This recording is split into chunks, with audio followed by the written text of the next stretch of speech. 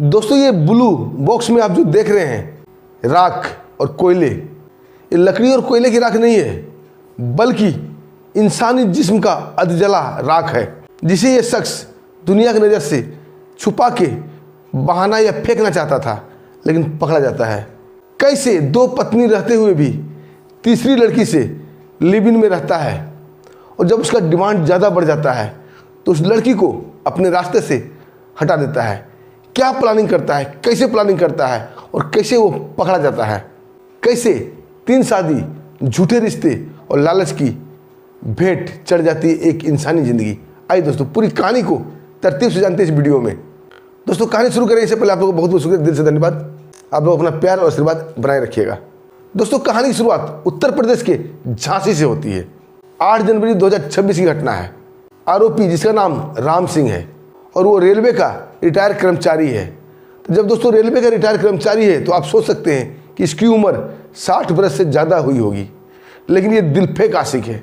सोचिए इस अवस्था में भी, इस बुढ़ापे में भी उसे रंगीन मिजाजी सूझ रही थी, और पहले से ये शख्स शादीशुदा है, वो भी एक नहीं दो शादियाँ की है।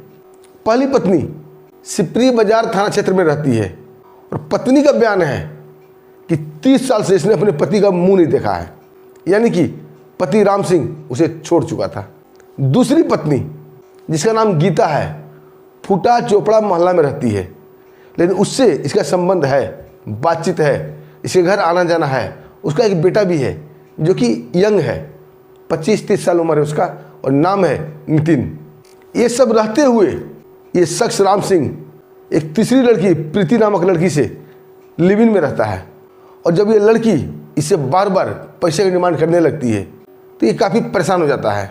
मतलब लिव इन में रहना भी चाहता था और पैसा भी नहीं देना चाहता था। जो लड़की सब कुछ छोड़ के तुम्हारे भरोसे रहती है तो उसका खर्च का मेंटेन तो उसको ही करना है, लेकिन ये राम सिंह इतना हरामखोर कमीना था, ये चाहता था फ्री में लड़की लिव इन में रहे और कोई डिमांड ना करे। लेकिन प्रीति बार बार जब उससे पैसे की डिमांड करती है तो राम सिंह काफ़ी परेशान हो जाता है और उसे रास्ते से हटाने का प्लान बनाता है और ताना बाना बुनने लगता है। और दोस्तों प्लानिंग के हिस्सा, प्लानिंग के तहत वो सारा काम करता है। सबसे पहले एक ब्लू कलर का बक्सा लाता है चदरे का, उसके बाद धीरे धीरे थोड़ी थोड़ी लकड़ी के गट्ठर लाना शुरू करता है। आस पड़ोस के लोग पूछते हैं कि भैया राम सिंह आप ये लकड़ी क्या करेंगे, तो जवाब देता है भैया बहुत ठंड बढ़ गई है, काफ़ी कनकनी हो रही है, गलन हो रही है, सो लकड़ी में आग जला के तापेंगे। नॉर्मल सी बात है, ठंड का मौसम है, आग जला के तापेगा। आस पड़ोस के लोग भी काफ़ी निश्चिंत हो जाते हैं। दोस्तों सारा व्यवस्था करने के बाद वो तीसरी जिससे लिव इन में रहता था प्रीति का हत्या कर देता है।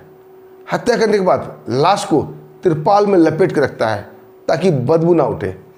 और दोस्तों लाश के कई टुकड़े करता है, कई टुकड़े। बताया जाता है सूत्रों के मुताबिक कि लाश का 7 टुकड़ा करता है और नीले बॉक्स के अंदर लकड़ी की आग जलाता है ताकि आग की लपटें इधर उधर ना फैले, और एक एक टुकड़ा पर डे जलाता है, यानी एक दिन में एक टुकड़ा जलाता है और 7 दिन में वो 7 टुकड़ा को जला देता है। आस पड़ोस में दुर्गंध तो थोड़ा बहुत मची थी, लेकिन इसे नॉर्मल समझ के लोग ध्यान नहीं देते हैं कि कोई मीट बना रहा हो, कोई मछली बना रहा होगा, इस पर ध्यान नहीं देते हैं। जब 7 टुकड़ा को जला देता है तो अपनी दूसरी पत्नी गीता को बुलाता है, उसके साथ उसका बेटा भी आता है नितिन। एक पार्क में वहाँ कुछ बातें करता है। बातें शायद ये किया होगा कि मेरे पास एक बॉक्स है, उसे अपने घर में रख लो, और अपने बेटे नितिन को बुलाता है, उसके साथ साथ उसके कुछ दोस्तों को भी बुलाता है।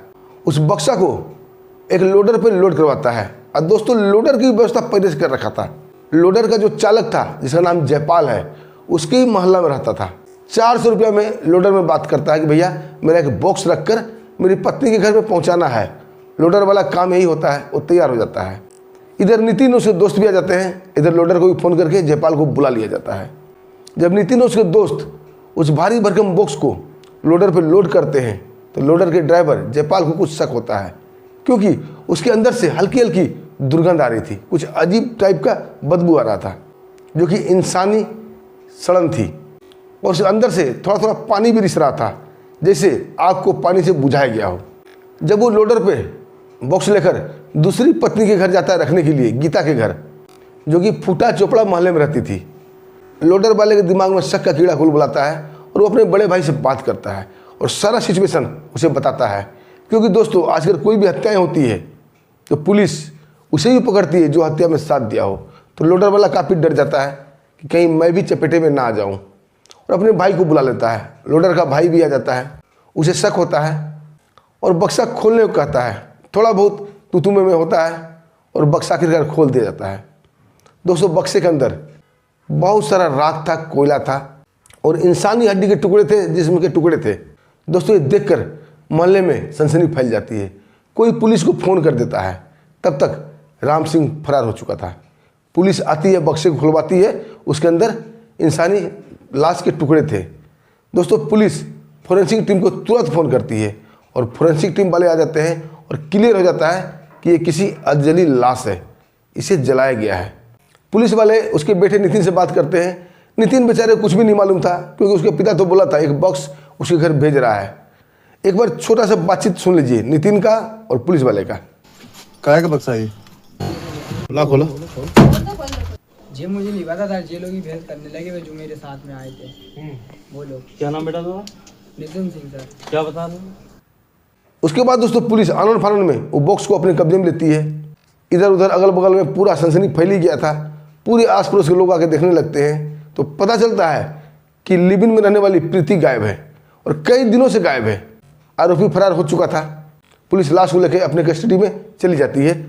दोस्तों अब यहाँ सोचने वाली बात यह है कि 60 साल के व्यक्ति, 60 साल से ऊपर के व्यक्ति जो रिटायर हो चुका था वो लिव इन में रहता है और रहने वाली लड़की भी कैसी है जो एक बूढ़े से लिव इन में रहती है।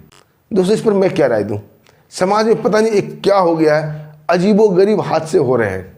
इस पर जो एसपी साहिबा थी प्रीति सिंह, वो भी आनंद फानंद पे आती है। वो भी जब ये कहानी सुनती है, ये कांड सुनती है तो वो भी सख्ते में आ जाती है। FIR दर्ज होता है, आरोपी फरार है।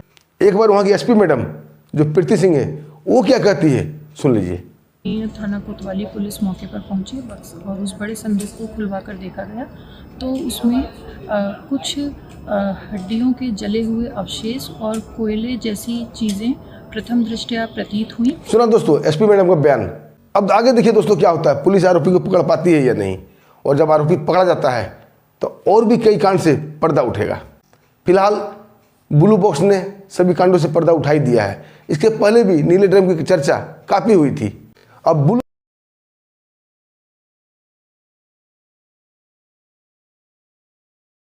ब्लू बॉक्स की चर्चा पूरे भारत में हो रही है।